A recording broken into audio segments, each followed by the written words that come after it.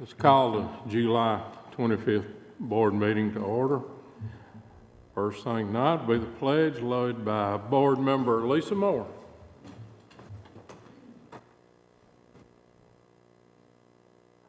To the flag of the United States of America and to the republic for which it stands, one nation, under God, indivisible, with liberty and justice for all.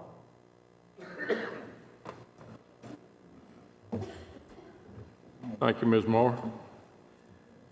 Okay, in our moment of silence, I'd like to remember Carolyn McCall, who passed away this week, is one of our bus drivers. Also, Connie Russell, who's the wife of Mike Russell, worked for our construction and engineering department. And also Vicki Taylor, who was the county executives mayor. She served under, I believe, 4 county executives. So remember those during your moment of silence, please.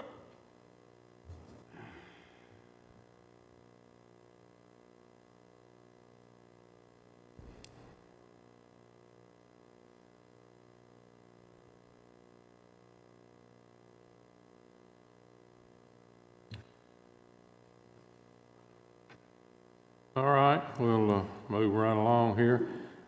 First, approval of the agenda. Any questions, comments, changes on the agenda? Move to approve, Chairman. Thank you, Mr. Young. Have a second? Second. Hodge? All in favor, say aye. Aye. Opposed? Motion carried. Okay, approval of the consent agenda. So moved, Mr. Chairman. Thank you, Mr. Jordan. Have a second? Second. Thank you, ma'am. All in favor, say aye. Aye. Opposed? Okay. No visitors tonight. Recognitions.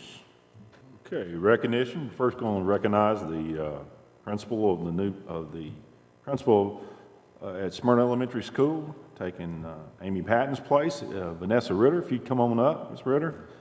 Ms. Ritter, I do know that she's worked at Barfield. You can kind of give us a little overview of your experience here in the county.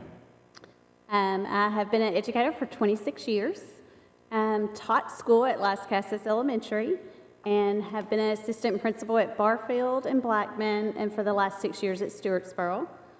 And now I am moving to Smyrna Elementary as principal. All right, and I think you've actually been an interim. You filled in for Mr. Seymour for like 3 or 4 years there. On and off, Off yes. and on, when he's yeah, off and been on. You got some experience. I hope so.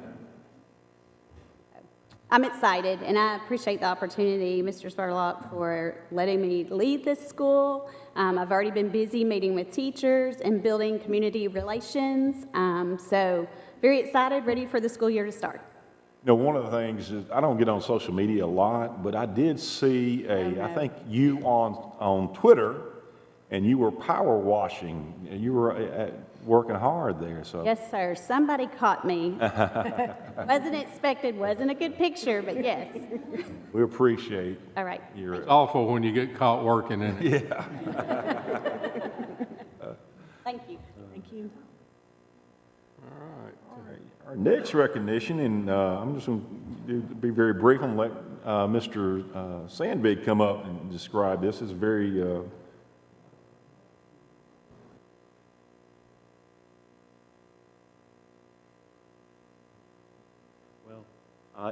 It is with the greatest pleasure that Kim got our certificate in the mail, but Kim Williams, who got to know through the work sessions, I hired her 21 years ago last month.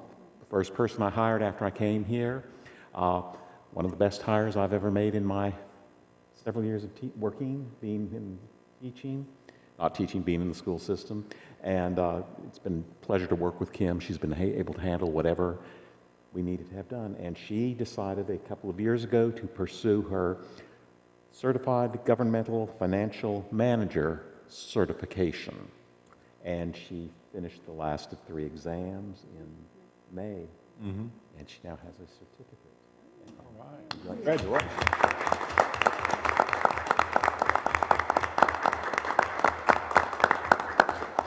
Thank you. I really appreciate your kind words, Jeff, and I have appreciated and loved working with Jeff over these past 21 years, and I wish him the absolute best in retirement, and I'll miss him terribly. And I've appreciated his support over the years and encouragement, and Jeff encouraged me to continue to do this. And we are an educational facility, an institution, and I think just to encourage people to continue learning, and this was, for me, a way to do that. And I also want to say I look forward to working with Mr. Bodery, and thank you, Mr. Spurlock, and the board. And this was a 3-year process, as I understand, right? Yes, it was like truly going back to school. Oh, absolutely.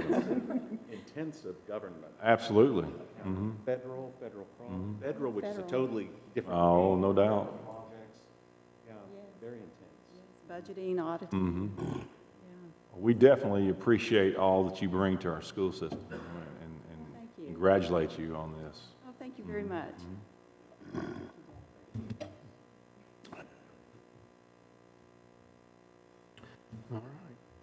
All right, next is our new pre-K and kindergarten specialist, Ms. Jamie Hubbard. If she'd come on up.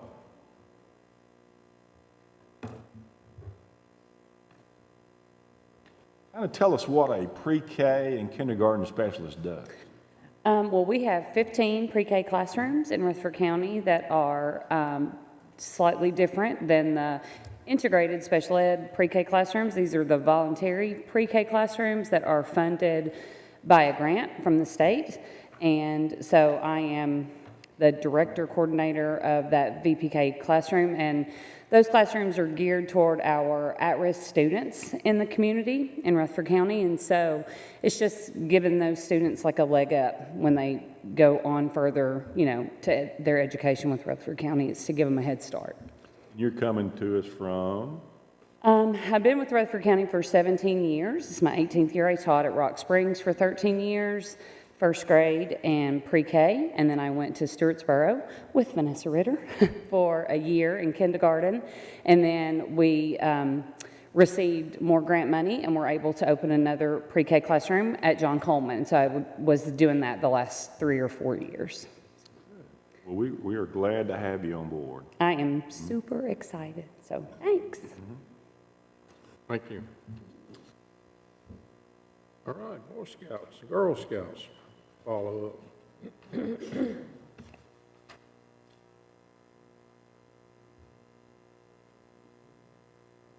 Hello. Oh, My name is Zoe Rhodes, and I came here today to talk about the fees that the Rutherford County School has been charging our Girl Scouts to pay to use their facilities. I've been a Girl Scout ever since I was 5, and I absolutely adore the organization that I'm a part of. I love everything about it, and I love how it's helped me and my Girl Scout sisters. And I came here today to make a plea with y'all to please exempt us from the fee, because our volunteers are very hardworking. They do a lot for us and everything. They make our whole organization run on volunteers. So, yeah.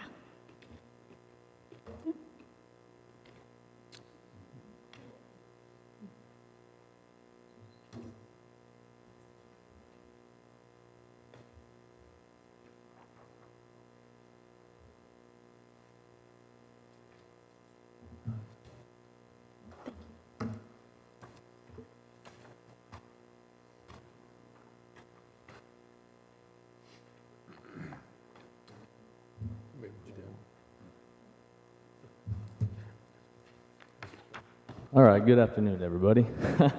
I'm Philip Heikkinen, and I work for the Boy Scouts here in Rutherford and Cannon County.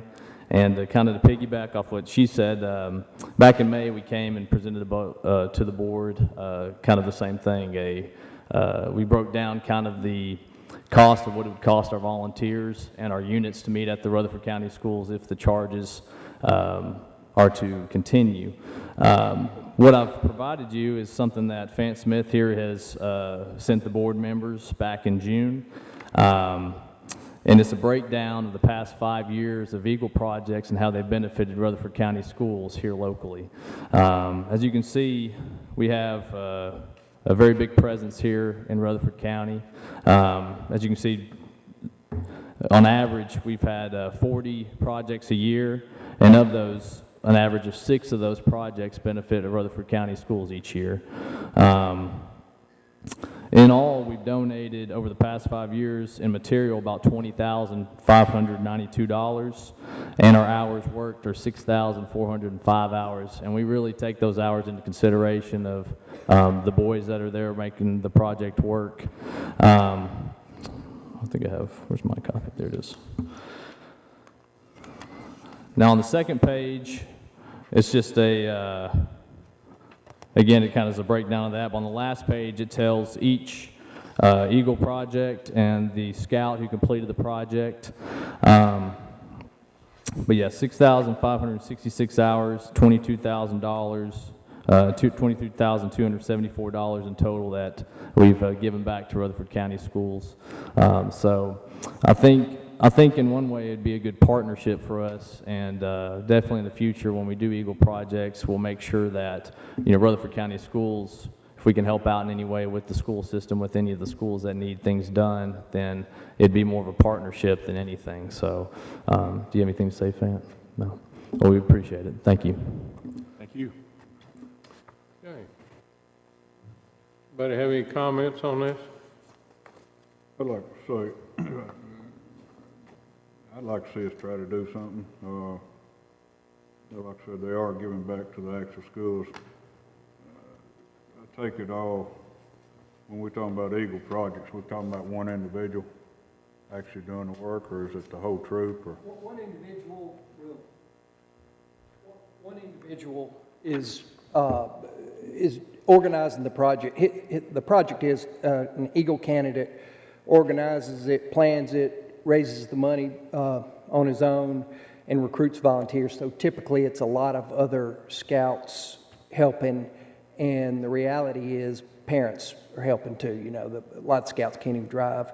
But when you see an Eagle project, for instance, that first line, C. Smith is a scout at Troop 197. That young man got his Eagle Scout, and he had volunteers who spent 152 hours, including himself, on that project. Some of that is him raising money. Some of it's probably digging a hole to put up bleachers or a fence or something like that. Whatever that exact project was that benefited Eagleville High School.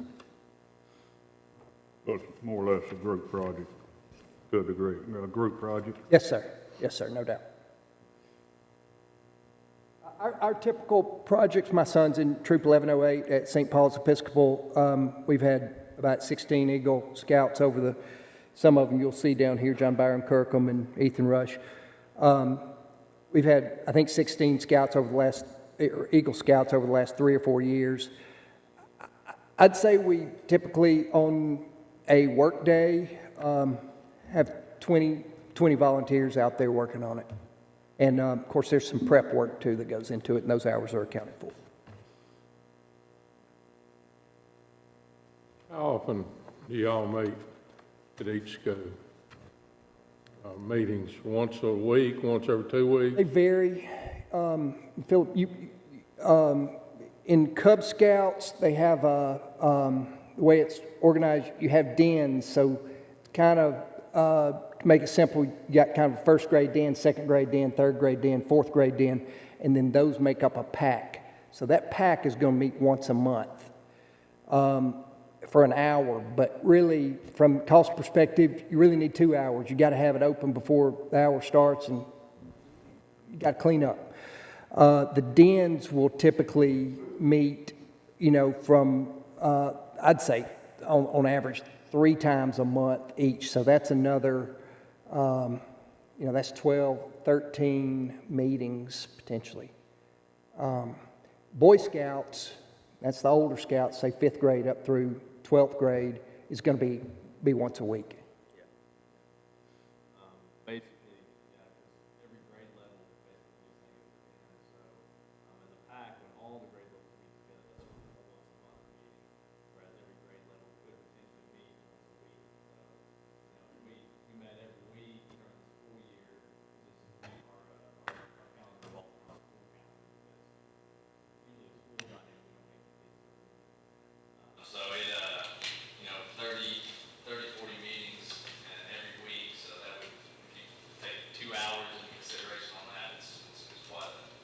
I wish I had the number. We had the number of Cub and Boy Scout units that we thought were going to be affected by this. I think it's single digits, but the number of meetings is really significant. I mean, the cost, overall cost is, I don't want to say insurmountable to the Scouts, but it's going to cause, it's probably,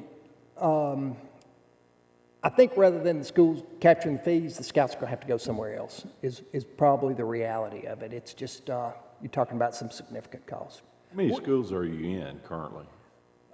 I think it's 7. I'm not sure if there might be a unit, 2 units at one school, but it's a small number. Most of them meet at church or fire hall or something like that. So you know, all the parents' money's stretched, and we will have to look for churches and things really to make it work. But we want to be a good partner and appreciate the space y'all have donated. And I also, you know, I'm a taxpayer, and I know your budget is strapped as well. I know you're looking to. Would there be any possibility for any kind of, you know, not just for the Eagle Scouts, but some service around the schools, maybe working with the administration or something like that on once every month or something like that? I think so. We talked about that. We talked about going to the scout leaders and say, hey, you're meeting at, you know, Rockville.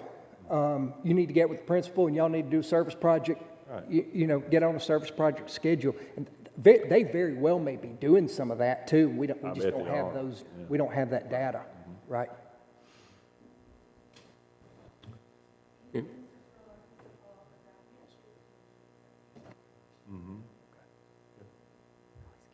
We certainly appreciate what the Eagle Scouts have done for us. And personally, if we could maybe just let them meet and let them do some service work for each school, I could be for something like that. You know, one thing I think we need to do a better job of is, and I don't want to waste your time. My wife was on the city school board. I know the amount of time y'all put in. I'd like to get a scout to come up here and give you an annual report, 2-minute annual report. We had this many hours, this many Eagle Scouts, this many schools were benefited, this many troops and units met at your schools, and just make it quick, and it'd be a good, frankly, that scout can check a box on a requirement for making that presentation. But I think that's something that we haven't done a good job of, is relaying the information back to you about what we're doing in the community and at the schools. And you know, you may be doing enough to satisfy the principal, you know, already. Right. We frankly, we don't have that documented. We don't have that data, except on the Eagle Scouts. But the other scouts are doing service work too. Members of the board, sorry to speak out of order. Just to let you know, this is something obviously we can accommodate. We would need to add language to our policy to incorporate nonprofits. Right now, it only applies to governmental agencies and private universities, but that's something I can look at based on what you all think.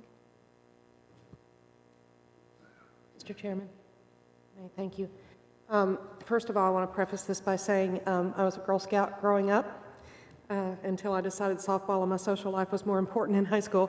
But both of my brothers, as well as my father, were Eagle Scouts. My father accomplished Eagle Scout at 14 years of age, back during the Depression when he was also working to support his family. So to say that I support the Scouts, I think would go without saying. And I want to be able to do this, but I take us back, unfortunately, to the meeting that we had and the challenge that we were given against this policy by another organization that kind of precipitated all of this in determining that legally the Boys and Girl Scouts didn't fall into the category that we thought they did. And Mr. Reed may want to come up and talk about this. I would love to be able to do it, but I don't want to do it at the risk of us being opening the door to being challenged legally by other organizations that under current policy may be doing similar type things but are not being granted the concession of waiver. And I know that Mr. Young and committee that he worked on several years ago to develop the new the structure, if you will, of the policy for fee waivers and not that they worked very hard on it. And I know there was some concern about changing it or opening the door for more room for people to challenge us on that policy. So, Mr. Reed, can you speak to us about that, please? Well, as a public institution, we have to treat all groups equally. So to the extent we differentiate between our groups, that does make you vulnerable to lawsuits potentially down the road. With respect to case law, to the extent you have groups providing services to schools, there is authority for us to grant waivers and allow them to use facilities under some arrangement. You might have to do something if you do that for the Boy Scouts and Girl Scouts, you may have to do it for some other groups as well. So you may have other groups presenting similar type proposals to the school system that you have to look at down the road. But you can deal with those on a case-by-case basis as they come up and decide what's appropriate with respect to the given situation you have at hand that's being proposed to you. I think, if the school board is inclined to look to see what kind of services the Boy Scouts or Girl Scouts can provide for schools that would be beneficial for schools and can fit into a policy that we can craft to accommodate kind of the concerns that we have to look at overall, it may be something to look at doing. The bottom line of it is you are, as a public institution, required to treat all the groups equally, and whatever opportunities you provide to the Boy Scouts and Girl Scouts, you would have to make those same opportunities available to other groups as well. So, Mr. Reed, when we talk about treating groups equally, where would that delineation be made then? Would it be nonprofit versus for-profit, or how would we do that to make sure that we were still being consistent with the policy? I think, first of all, profit and nonprofit are two different groups. So I think what we're talking about is nonprofit here. So if you've got for-profit businesses, they're a whole different category. So I think whatever you do with the Boy Scouts and Girl Scouts would not implicate for-profit businesses at all, or open the doors to require the board to provide facilities for for-profit businesses. And that's not what I was suggesting. I'm suggesting that would it open the door for us to have to alter the policy for any other groups that are nonprofit, that are also doing something for our children, for instance, the group that did question us on that point in our policy. I would submit we're not really altering the policy. What we're doing is there's a provision in the policy already for groups that are providing in-kind services to the school and for the director of schools to provide waivers for them. And I guess what we're looking to do is maybe find a niche that the Boy Scouts and Girl Scouts may fit into that. It might necessitate some revisions to the policy, but we can take that up to the policy committee and look at that. So that may be something to look at. But I think when we're looking at what we may be wanting to do with the Boy Scouts and Girl Scouts, we can look what specific services they can provide to schools, go back, look at the policy, see if any policy changes are required to allow for that, and make sure that whatever practice we're implementing with respect to the groups is consistent with the policy that we have. We certainly don't want to be inconsistent with our own policy. Could the money that's spent by these Eagle Scouts be counted as payment? Yes, that's a potential thing you could do. So that may be another avenue to look at. Could we, policy committee meeting next month, could we look at that? Yes. That's on the 8th, correct? In the meantime, could you go ahead and be looking into this and seeing how you can word this policy so that we wouldn't be subject to a lawsuit? I will do my best, yes. So we can look at that and make sure we're fully prepared for that for the next policy committee meeting. Okay. Anybody else? Thank you.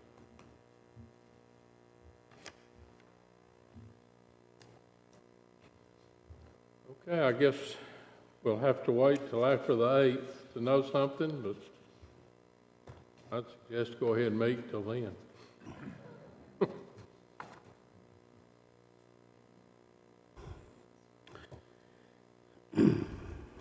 All right, we need transportation. Yeah, we got the 2019-20 priority list for bus contracts. We have the first priority list And then we have the second priority list. It says pursuant to policy 3.405, bus contract award procedures, the new contractor listed for the 2019-2020 school year are presented. These two lists, the first priority are the regular bus drivers who have driven for 2 full school years, and the second priority are those who currently own 1 or more contracts and are for approval in order to facilitate the awarding of a new bus contracts on timely basis for the beginning of the new school year and thereafter as contracts are turned into the Transportation Department through the year. Motion to approve the 2 priority lists for bus contracts effective for the school year 2019 through 2020 as presented. Any questions, comments? Have a motion? Move to approve. Thank you, sir. Second? Mr. Hodge. All in favor, say aye. Aye. Opposed? Motion carries. All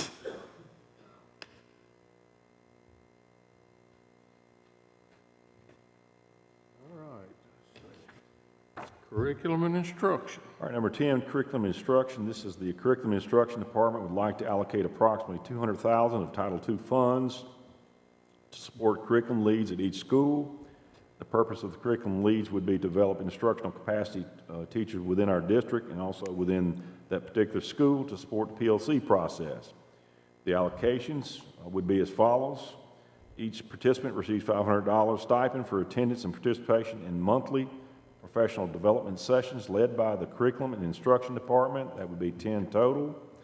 And the school's allocated number of participants is based on the school structure, where it be an elementary school, a middle school, and high school. And it all relates back to the number of 10 ready tested areas. Motion to approve the following: approximately $200,000 of Title II funds to support curriculum leads at each school to develop the instructional capacity of teachers to support the PLC process. Each participant receives $500 stipend for attendance and participation in monthly professional development sessions by curriculum instruction. That would be 10 total meetings. School's allocated number of participants is based on the school structure. Elementary schools, a total of 145 leads, middle 80, high school 105, etc. These are all aligned with the Tennessee 10 ready tested areas. Okay, any questions, comments? Yes, Mr. Chairman, could you tell me what PLC stands for? I probably should know that. Yeah, professional learning communities. Okay. Yeah. You want to know the structure of that, how that works? Like, it's like a 3rd grade math, 3rd grade ELA, all through the grade bands where they have the teachers that teach those particular things come together. They look at the standards, they break those down, they create assessments, they look at student work. It's primarily just working together to strengthen the instructional practices that's going on in the school. Okay, I just didn't know what that meant. Yeah, we throw a lot of those acronyms around. We have a lot of acronyms. Thank you. Have a motion? Move to approve. Ms. Morris, second? Second. Mr. Dodge. All in favor, say aye. Aye. Opposed? Motion carries. All right, automation software. Number for 11. ESL. Yeah, the automation software for the ESL. This motion to approve the curriculum instructions request to purchase automation software for ESL teachers for the use of individual learning plans at a cost of $38,000. This is required for updating our live forms and DocuPhase to comply with the ESL regulations. So moved, Mr. Chairman. Thank you, Mr. Jordan. Have a second? A second. Ms. Sharp, thank you. All in favor, say aye. Aye. Opposed? Okay, facilities. We do not have any requests, any exemption. That's easy enough.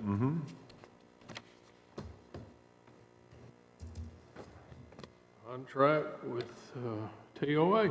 Yeah, we actually have, I think, Mr. Rob Simmons, the CEO for TOA, if he want to come up. Thank you. Thank you. Yeah, I'm Rob Simmons, CEO of TOA. Just wanted to come in and tell you how much we've enjoyed our relationship with Rutherford County Schools and the sports teams and the kids. I know our physicians are always enjoy, working with the coaches and the kids and all of that. And it's been, I think, a pleasure for them for probably over 20 plus years now. And so it's a big part of, of who we are, especially in this community. And so we just wanted to let you know how much we appreciate the relationship and all that, that those opportunities to work with those programs. So, Thank you. Thank you. All right. The TOA seeks to partner with the Rutherford County Board of Education in order to provide physicians at all home high school football games and jamborees, and all home playoff games away, whether they be semifinal games or final games. The TOA shall pay the Rutherford County Board of Education $250,000 per year of contract. In exchange, the TOA will receive preferential opportunities for advertisement, including placement in marketing materials, display of signage at games, and 2 game announcements. The TOA has agreed to other services such as providing a standing physician orders for Rutherford County athletic trainers, guarantee a free annual exam event, conducting training for the Rutherford County athletic trainers, and created branded shirts for the athletic trainers. The contract runs for 1 year with the option to allow automatic renewal for an additional 2-year period. Motion to approve the contract between the Rutherford County Board of Education and TOA as presented. Move to approve, Mr. Chairman. Second. Thank you. Mr. Chairman, before we vote, I would like to just say, since Mr. Simmons has come this evening, and as the parent of an athlete, and I know a lot of you all are too, this has just been a tremendous relationship, and we appreciate it so much. I know there are so many parents out there that truly appreciate the fact that they don't have to pay for their kids to have their sports physicals. I mean, they're not that expensive, but in a family with a tight budget, every little bit helps. So thank you for everything that you guys do. I'd like to piggyback on that. In my experience, this is actually my 30th year in Rutherford County Schools, and we have come a long way, and I think it has a lot to do with the Board of Education and putting an emphasis on student-athlete safety. I think this is another example of the support that we're providing, and I do appreciate the board over the years of what you've provided for our student-athletes. Anybody else? A motion and a second. All in favor, say aye. Aye. Opposed? Motion carried. Special education contract. Yeah, special education contract agreements, amendment of contractual agreement with Special Kids, Inc. This contract with Special Kids, Inc. is for special education-related nursing services.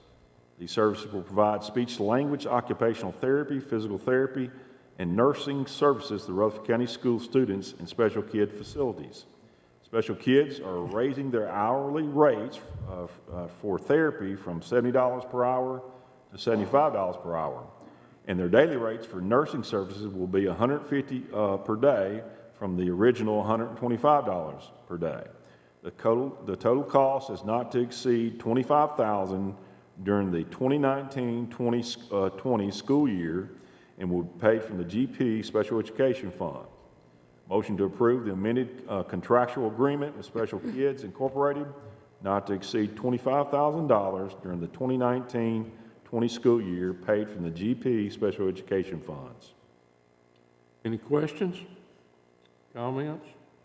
Mr. Chairman, I'm just curious if we have any numbers as to like how many students we have in the system that we are able to use special kids services for. I know they're a wonderful organization, and I'm just curious if there's numbers that we have, and will that $25,000 budget hold, because we know that special needs things are increasing?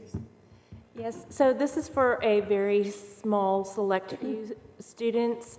It's under a handful right now, and we don't anticipate that number growing to a large amount, but we do have some very, very medically fragile children whose parents instead of homebound services, have had good relationship with special kids in the past. Yeah, I'd like to say this is kind of like how good TOA is to us. Special kids is a great little Absolutely. place to have around also. And Okay, number 2 is, wait, we got to vote oh, on I'm sorry, getting ahead of him. it. Have a motion? Move to approve. Thank you. Second. Mr. Young, thank you. All in favor, say aye. Aye. Opposed? Motion carries. Agreement with Bedford County. All right, contractual agreement with Bedford County Department of Ed. The agreement with Bedford County Department of Education is for the provision of deaf education services by the Rutherford County School for one Bedford County student. These services have been provided in the past. The Bedford County Department of Ed will reimburse Rutherford County $135 per day for the 2019-2020 school year. Motion to approve the contractual agreement with Bedford County Department of Education to provide deaf education services for the 2019-2020 school year. So move. Thank you, Mr. Jordan, second. Second. All in favor, say aye. Aye. Opposed? Motion carries. Can I ask a question on that before we move on?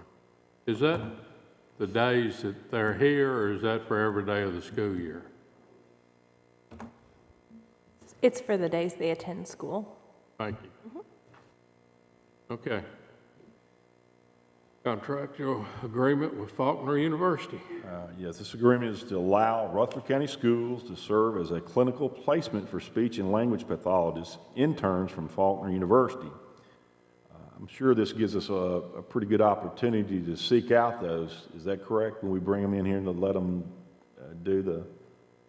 That's correct. Yeah, good. Motion to approve the contractual agreement with Faulkner University to allow placement of speech-language pathologist interns in the Rutherford County Schools. The contract will be effective for the 2019-2020 school year. Questions? We have a motion? Move to approve. Mr. Young, second. Second. Mr. Hodge, thank you. All in favor, say aye. Aye. Opposed? Motion carries. License and service agreement for Insight to Behavior Software. These next few items are dealing with our disproportionality issues, right? Okay. Correct. And you want to kind of briefly, disproportionality, I know we've heard it many times, but kind of give us an overview there. Sure. So we are identified as a district who was identified by the state as being on the list for disproportionality of discipline for students with special needs, specifically students with disabilities who are African American. So as part of that being identified, our district has to spend a 15% of our federal budget to address this issue. So these are the ways that our team has identified how we're going to spend those funds. Yeah, we were one of 20-something, 25, or something like that. Correct. It affected most of Middle Tennessee districts, especially districts our size. One of the things, this is tied with ESSA, is that correct? That is correct. Okay, federal requirement. One of the things, it's a 3-year snapshot. Yes. And we were, it's my understanding, because I could not find anything, that we were not notified over each year cumulatively what that looked like. And so there's a lot of things that perhaps that we could have done had we known. We have spent, yes, quite a right. bit of time identifying ways we can address that issue. Not all of those ways will cost us money. Right. However, we are charged to spend that amount of money Absolutely. towards this, so we're trying to utilize those resources in ways to benefit all students. And the way that it's collected, it could be, one student could have 10 infractions, and that would count like, it would look as if. By 10 incident. Yeah. Yes. So that's how that works. So let's move on there. It says licensing service agreement for Insights Behavior Software.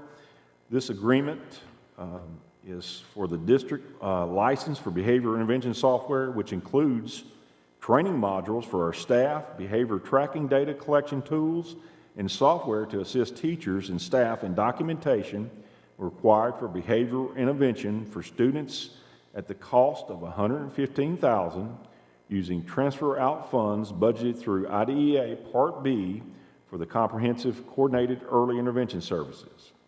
Motion to approve the license and service agreement for Insights of Behavior Software District Site License to address disproportionality of discipline for students with special needs using transfer out funds budgeted through IDEA Part B of the Comprehensive Coordinated Early Intervention Services, not to exceed $115,000, and this is for the 2019-2020 school year. Okay. Have a motion? So moved. Dodge, second. Second. Ms. Young, thank you. Mr. Chairman, Yes.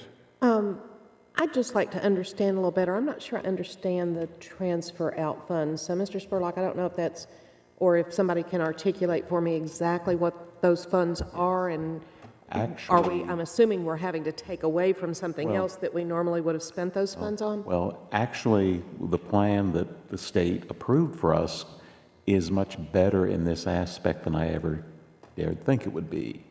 We basically, some of the new positions that we built in are addressing related concerns, and we were able to count those positions as part of our 15%. So the amendment, which is number 6 on here, we actually are increasing fund balance $470,000. Okay. We So already had those built in. yeah, we will show in our federal project a transfer out to the general purpose school fund, and in the general school fund, we will show a transfer in. And then as part of the positions we had, and then we are moving some other positions, using transferring IDEA funds to fund some other positions to help complete this plan. So it came out much better than I thought it when we were first hearing about it. Thank you. Got a motion and a second. All in favor, say aye. Aye. Opposed? Motion carries.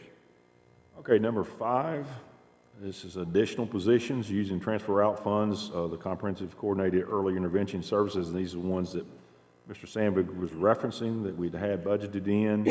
And it says the following positions have been budgeted for using the transfer out funds to address disproportionality of discipline for students with disabilities. These positions are in addition to the positions previously discussed for the 1920 GP budget, additional instructional liaison to address discipline due to academic needs, and 2 positions of additional behavior educational assistants to assist with the staff and individual students with behavioral needs. Motion to approve positions budgeted through transfer out funds using the IDEA Part B funds to address the disproportionality of discipline for students with special needs. Questions? Have a motion? Move to approve. Thank you. Second? Second. Young, thank you. All in favor, say aye. Aye. Opposed?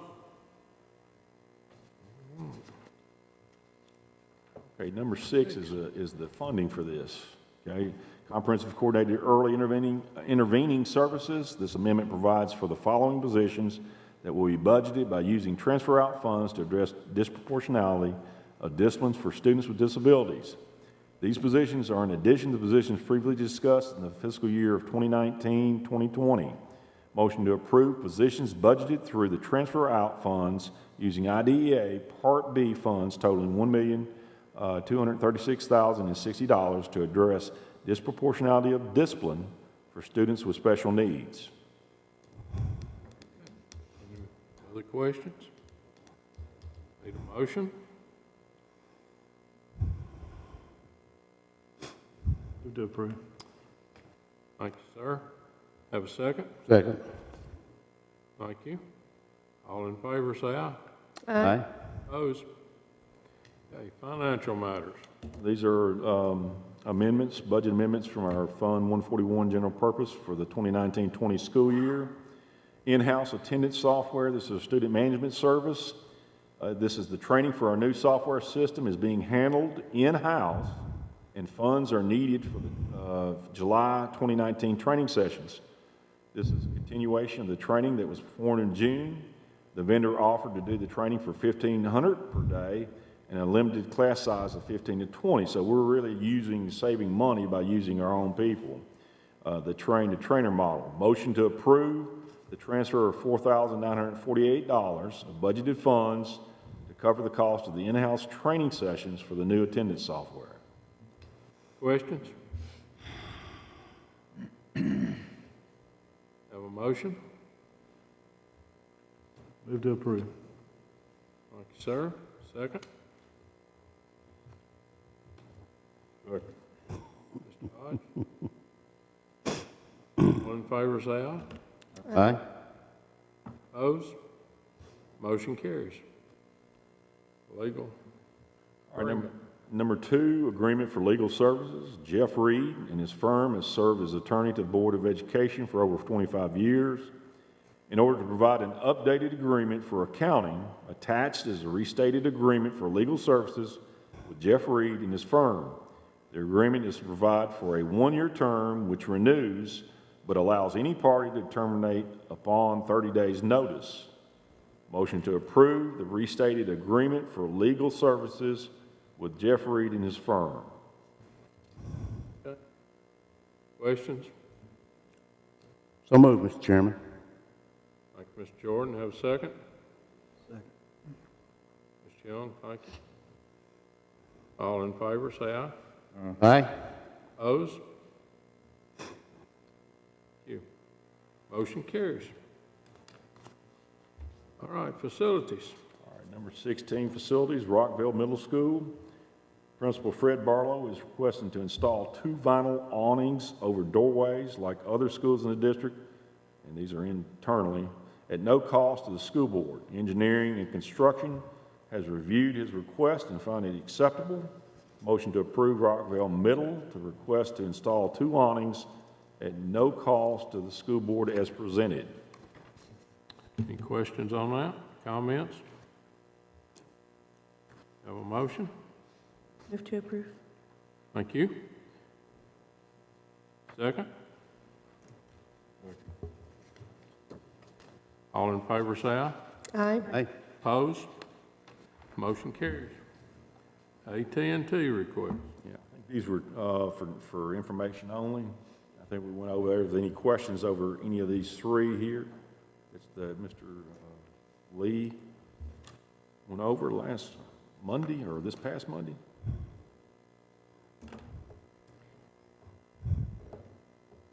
I do have a question, Mr. Chairman. On the AT&T request, is that not something that should require a board vote? I think. Why is it just I think it was information only. I mean, until, I think you were seeking if they were interested.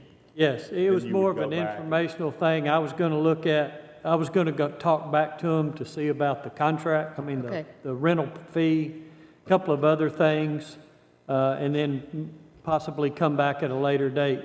I just didn't want this to come up, y'all hear about it in the public, not know anything about it. Appreciate that. Thank you. Okay. I'd like, There is, oh, go ahead. apologize. I'd like to see a higher rental fee myself. Okay, I made notes, and I'll be getting back with them, and then, also for your information, we have heard from Dr. Harrell. He's opposed to it, basically based on its aesthetic value. So I would bring that up for your information. I have not heard from the other 2 principals, and it's possible we could put it somewhere else on campus if they were to get a rental fee that you all would find acceptable. But I'm not going to pursue that till we find out what they're willing to pay. I think what we need to do, though, is this something the board would like to see Mr. Lee go back and get further information, or is this something we just, you Table guys and wanna say, table, forget it. eliminate? I don't think you have I could care less. I'm kind of the same way. I don't know that it's detrimental to the campus if we found a location. If the rental fee was acceptable, it may be something that we would, you may be interested in, but it's not something that if we decide not to do it, it's not going to hurt us. So we don't have any guarantee that putting this there will help the cell phone service around the school? No, sir. Well, and I would like to suggest then, knowing what you indicated about Dr. Harrell's concerns, that we be respectful of that too. So when you go back, I don't have a problem at all with you going back to them, but I would like, is it possible, did they show in their contract proposal, or is there somewhere we could see like an actual picture of There is what that? pictures in your, Oh, okay, on the thank you, computer. I thank you. I'll go provided back all and of pull that. those then. But also that question to them of, could it be placed somewhere else? Yes. Where Dr. Harrell might be more amenable to it. I'll look into all that. Great, thank you. One thing before I get gone that's on here, you have a packet in front of you. We brought up the fun we had at Blackman with the chiller. This is the proposal. It's an emergency expenditure. We are recommending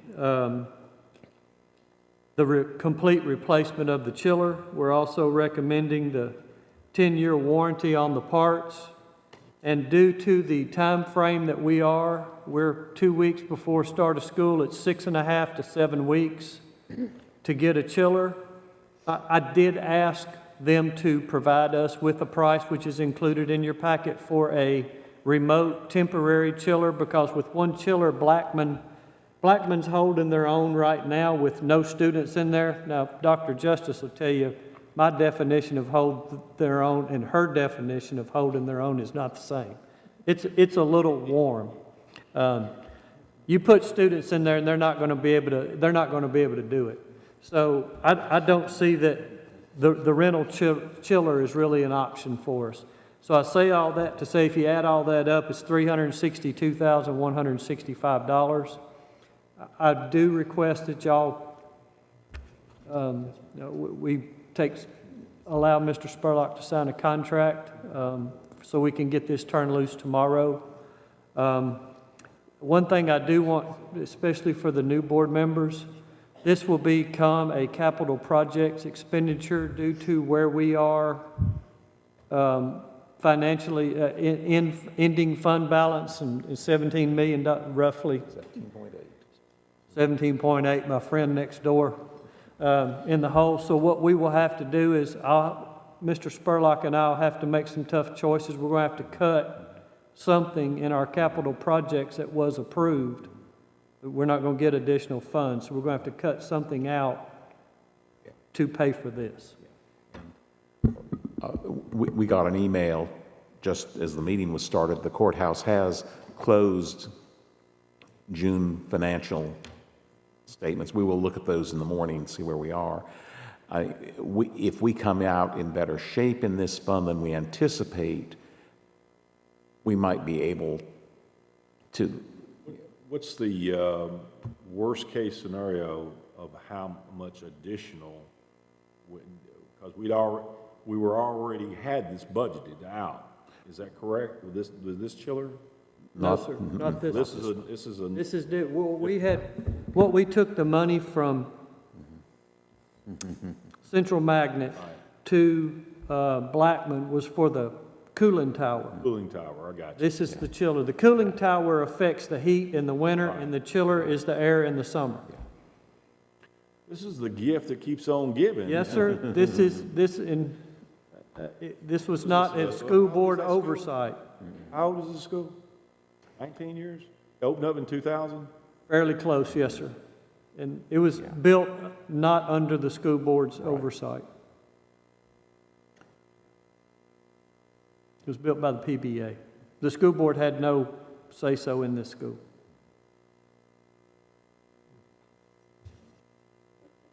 Do we need to vote to give them I think the director in the policy, the director has the authority to do so. We just wanted to give you guys all the information to let you know this is what we're recommending. Yeah. This is an emergency that, under state law, Mr. Spurlock can approve. It clearly meets that criteria, and so it doesn't have to be bid, and so we can get it in. What we will bring back, hopefully at the next board meeting, is the amendment to our list of capital projects. That will have to go to the Health and Ed and the Commission's Budget Committee for their approval.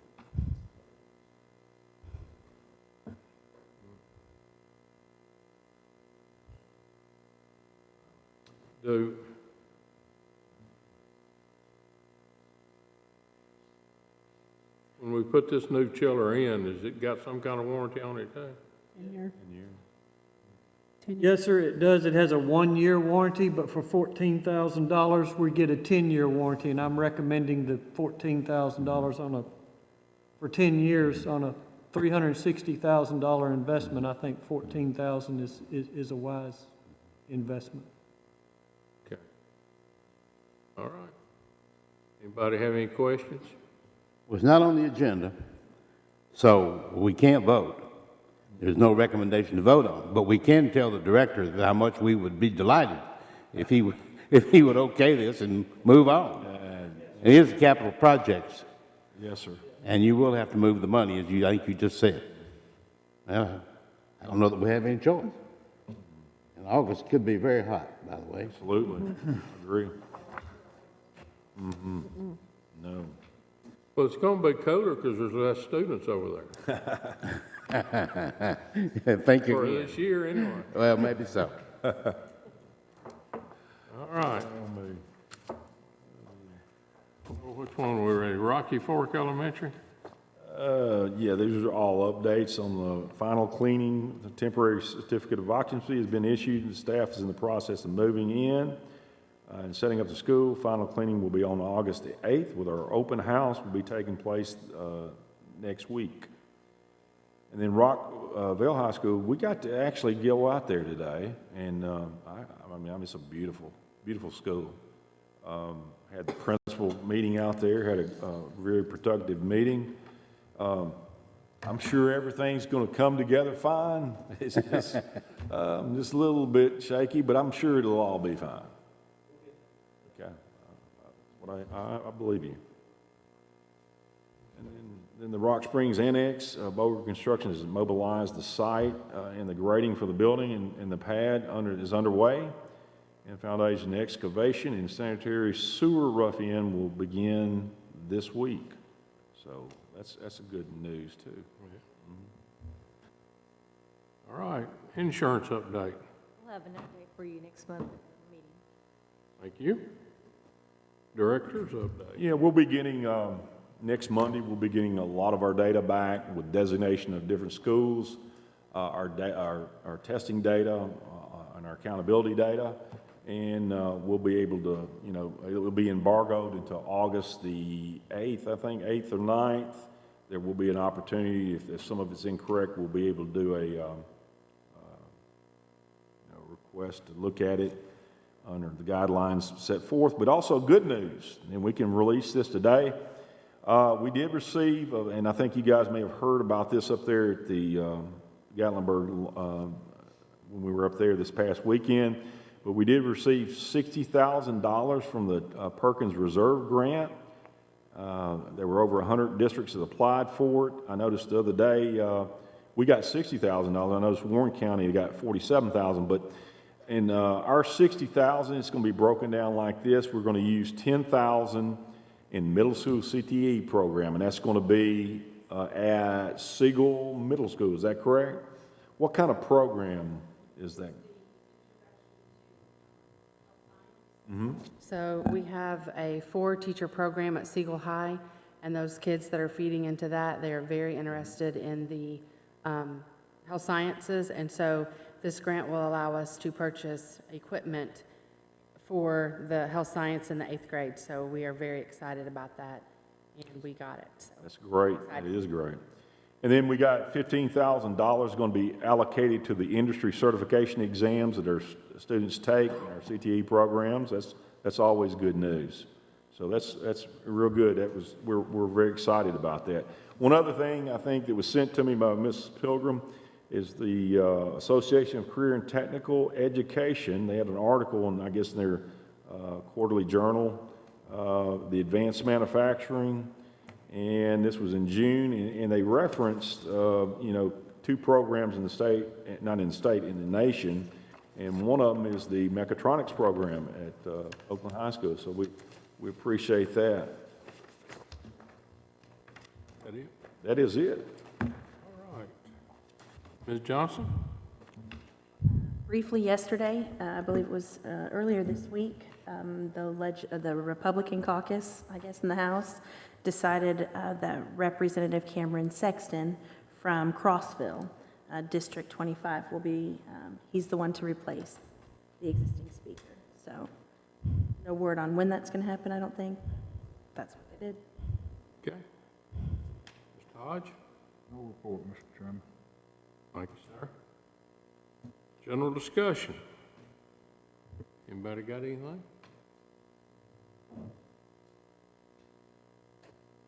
Awful quiet. Holloway has their block party tonight, so got time to go by there. Next meeting, 8th. That's with Ms. Page, right? Correct. Okay. If there's no other discussion, we're going to be adjourned.